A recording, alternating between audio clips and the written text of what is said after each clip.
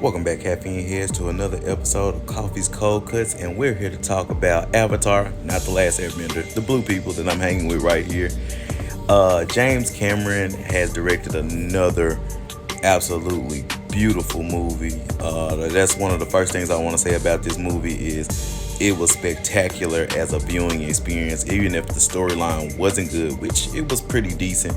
I will go back to see this movie just for the visuals on it. I got to see it in IMAX 3D, and it was definitely worth it. Thank you, AMC, again for your Stubbs membership, because I was able to see it without any issues. I will tell you, I did go see it on a Sunday, and it was packed still, and we'll get to that in a minute toward the end of the review here. But to the synopsis, again, we're hanging with the blue people. This is how the movie starts off, where Jake and Neytiri, Zoe Saldana and Sam Worthington's characters, respectively, are together. They have their family, and they are chilling.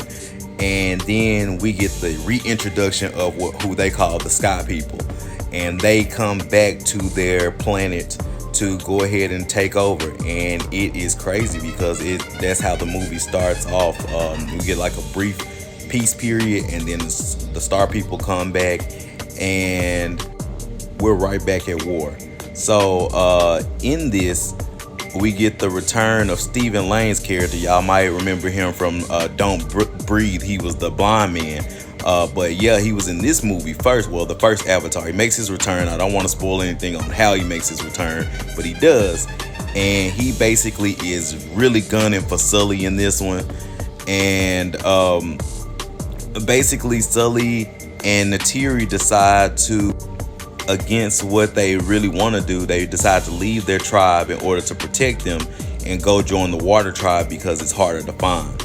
And that's how you get the Way of the Water. They start to learn how to be a part of the Water Tribe, even though they're not built for that. Their tails are smaller, of course, because they don't actually swim. And so they have to learn how to basically use water animals in order to breathe underwater. They have to learn how to ride their, I call them mini dragons or water dragons. And they have to learn their way of life, fishing and things of that nature, in order to coincide. And that's basically the movie all in a nutshell. I gotta say, I give this movie a 7.5 cups of coffee out of 10. Now, this movie is set to have to make a $2 billion in order to make a profit. It's a little bit under a quarter of the way there. But I think it's well worth the watch. Go check it out and let me know what you all think.